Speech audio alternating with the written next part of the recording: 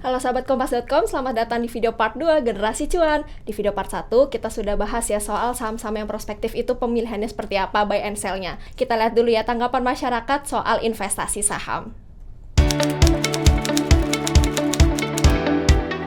Untuk saat ini tertarik untuk energi ya, karena dunia sekarang lagi adanya perang dunia ketiga antara Rusia dan Ukraina, dan itu merupakan sentimen yang bukan baik sih, merupakan sentimen yang mempengaruhi sektor energi kayak gitu. Jadi lebih baik milih energi sih untuk sekarang ini. Untuk saat ini yang lagi high demand itu energi. Aku sukanya di sektor premier ya, kayak saham Unilever sama saham Indofood sih. Karena kalau saham tuh investasi jangka panjang ya, dan kita juga kalau mau jual juga nggak terlalu susah.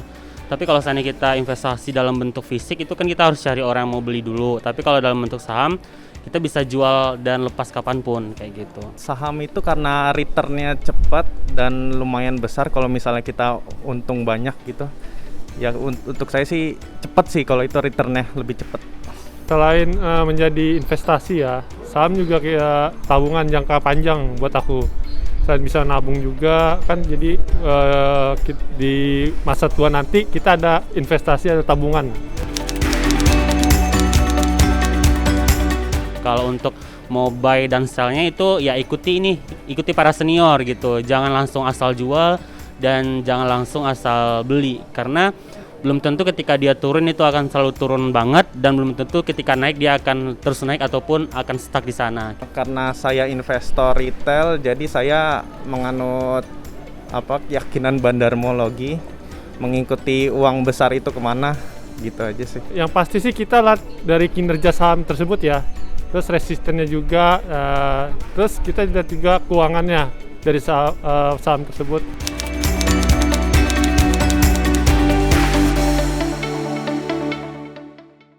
Oke, Mas Bernardus gimana tuh melihat tadi beberapa tanggapan dari para investor saham ya? Ada yang tertarik di energi, ada yang juga tertarik di produk-produk lainnya. Dan juga udah ada beberapa nih yang mengerti bagaimana buy and sell-nya, tapi ada juga yang ya udah ikut bandarmologi aja. Bagaimana pendapat Mas? Kalau terlepas dari bagaimana mereka membeli sahamnya atau sektor apa yang mereka sukai, saya ingin mengapresiasi nih buat para generasi muda saat ini pada sahabat Kompas.com, yang mana kita melihat bahwa banyak generasi muda itu udah mulai melek kaitannya mengenai investasi, terutama investasi saham. Jadi saya bersyukur mudah-mudahan para sahabat Kompas.com ini terus menyebarluaskan investasi yang legal dan investasi yang berprospek ke depannya, dan juga membantu perusahaan-perusahaan yang ada di Indonesia dan membantu pertumbuhan ekonomi kita. Itu saya sangat apresiasi sekali.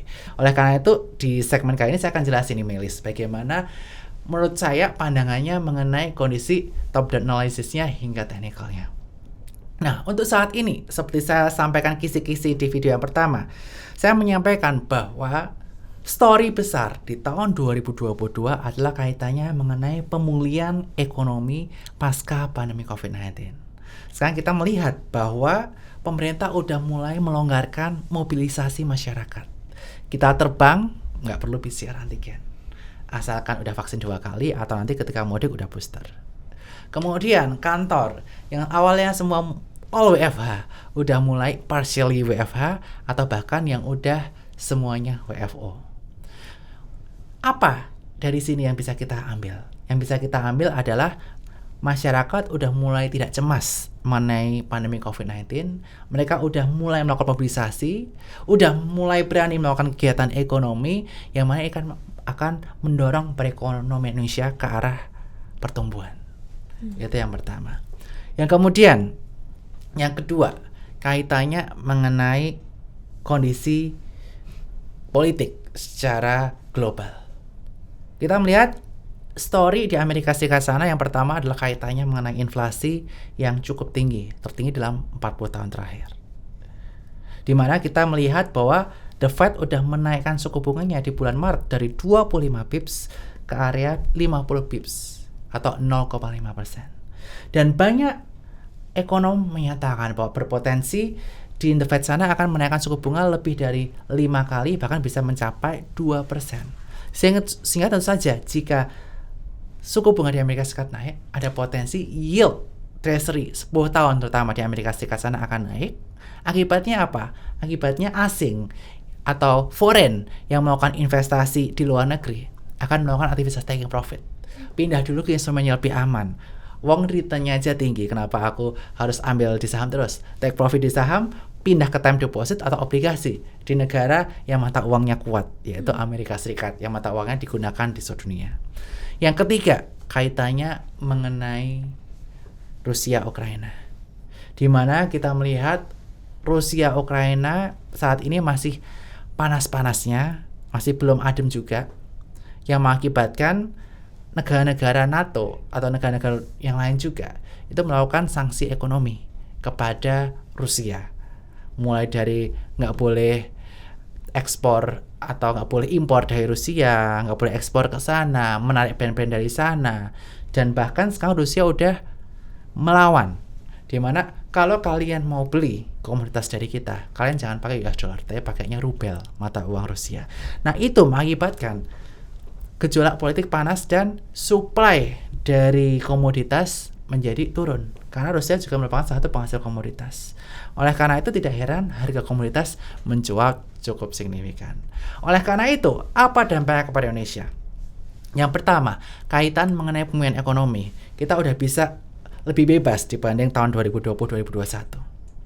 Ya tentu saja bisnis berjalan lebih baik. Bisnis berjalan lebih baik, orang-orang berani melakukan usaha. Usaha sebagian besar di Indonesia ditopang oleh kredit usaha. Orang-orang mulai berani beli rumah, KPR, dan lain sebagainya. Dan sudah terlihat data di 2 bulan pertama tahun 2022, peningkatan kredit cukup signifikan. Sehingga tentu saja sektor perbankan bisa dilirik. Walaupun memang kenaikannya sudah cukup signifikan, tapi untuk jangka panjang sektor perbankan masih cukup seksi di era pemulihan ekonomi ini. Nah, kalau teman-teman takut, aduh udah ketinggian nih, kita telat nih rally-nya sektor perbankan. Sektor apa yang bisa kita investasikan selanjutnya? Yang kedua adalah kaitannya mengenai daya beli masyarakat, commodity boom, orang-orang dapat banyak duit, terutama di sektor komoditas, mereka akan daya belinya meningkat.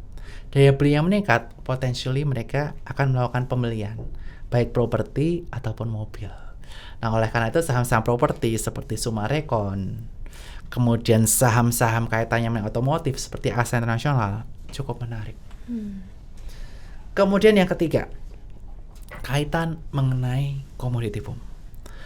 Nah, harga komoditi sempat naik cukup signifikan, tapi akhirnya masyarakat udah mulai melihat, oh ini nggak wajar nih harganya. Akhirnya sekarang harganya udah ada penurunan juga, tapi masih lebih tinggi daripada harga sebelum perang dagang. Nah, kira-kira sektor apa yang masih cukup menarik? Batu bara naiknya udah sangat signifikan. Dan sentimen saham-saham batu bara ini biasanya sampai dengan dividen. Karena biasanya mereka payout ratio cukup tinggi, sehingga rate-nya cukup tinggi. Tetapi yang waktu itu naiknya cukup gila, tapi udah cukup terkoset juga saat ini, yang bisa kita perhatikan adalah kaitannya mengenai electric vehicle. Kenapa electric vehicle penting? Karena harga oil udah naik cukup signifikan. Mereka jadi bergantung sama Rusia atau negara-negara penghasil minyak lainnya. Kalau harga oil cukup tinggi, ini akan membuat orang-orang yang punya mobil dari bensin itu bakal merana, karena potentially BBM bisa naik nih 30% mungkin di tahun ini di Indonesia juga. Nah, oleh karena itu electric vehicle penting, dan komponen dari electric vehicle berasal dari nikel atau timah.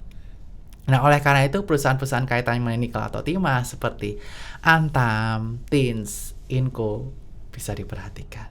Dan jangan lupa sahabat kompas.com, sebentar lagi kita akan memasuki bulan Ramadan. Kita bentar lagi akan merayakan Hari Raya Idul Fitri. Di Hari Raya Idul Fitri ini jangan lupa, beda sama tahun 2020-2021 kita nggak bisa kemana-mana. Masyarakat tentu saja akan melakukan pembelanjaan pakaian baru, sepatu baru, yang ada lagunya ya, sepatu baru alhamdulillah dan lain sebagainya. Kemudian akan belanja opor ayam dan lain sebagainya, sehingga saham-saham kaitannya sama retail dan poultry. Retail itu contohnya Ramayana di daerah-daerah Rals. Kemudian poultry itu ada Japfa atau Malindo, JPF Amain. Itu cukup menarik untuk kita simak, sehingga dua sektor ini akan menjadi cukup seksi. Apalagi selama histori, ketika bulan puasa ataupun Idul Fitri, walaupun COVID sekalipun, waktu itu di 2 bulan tersebut tetap naik. Harga saham poultry dan juga retail, sehingga bisa kita simak dua saham itu. Oke, beberapa sektor yang bisa diperhatikan ya oleh sahabat kompas.com ya. Yes. Tapi itu disclaimer, kembali lagi ke Sekali lagi kembali ke teman-teman sahabat kompas.com mau semua. investasi di mana ya. Yes, tadi aku bahas apa tadi? Finansial, perbankan, tapi kalau udah ketinggian ya jangan kejar, takut, properti, kemudian otomotif, komoditas tadi aku nikel sama timah, kemudian retail dan juga poultry. Oke, itu yang perlu diperhatikan ya di kuartal-kuartal sekarang ini ya. Ya, di kuartal 1 akhir dan kuartal 2 awal. Kuartal 2 awal. Oke. Tadi kalau misalnya sempat di-mention soal perang Ukraina dan Rusia, sepertinya mungkin dalam beberapa bulan ke depan masih agak panjang ya ini urusannya. Nah, kalau dari sahamnya sendiri selain komoditas, apa yang harus diperhatikan nih dengan sentimen Rusia dan Ukraina ini? Oke, kaitan mengenai sentimen antara Rusia dan juga Ukraina ini. Tentu saja yang perlu kita perhatikan adalah kaitan mengenai inflasi yang bisa saja terdampak dari memanasnya hubungan dua negara ini. Karena kita melihat mayoritas negara Eropa sumber energi dari mana? Dari Rusia. Kemudian kita juga melihat di negara-negara lainnya saat ini sumber energi juga masih seperti oil, itu pasti utama. Kemudian kaitan mengenai tadi batu bara juga sekarang dipakai lagi, makanya tinggi. Oleh karena itu, yang ditakutkan dengan kenaikan harga komoditas ini adalah adanya inflasi yang tinggi di negara tersebut. Sehingga inflasi yang diakibatkan oleh kenaikan bahan bakar, kenaikan kebutuhan energi, ini bisa berdampak kurang baik terhadap daya beli masyarakat. Apalagi apabila daya beli masyarakat belum pulih after pandemic COVID-19 ini. Nah, oleh karena itu perlu diperhatikan, jangan sampai impact-nya ini akan cukup signifikan terhadap daya beli masyarakat dan menimbulkan inflasi yang berlebihan buat negara-negara, salah satunya adalah negara Indonesia.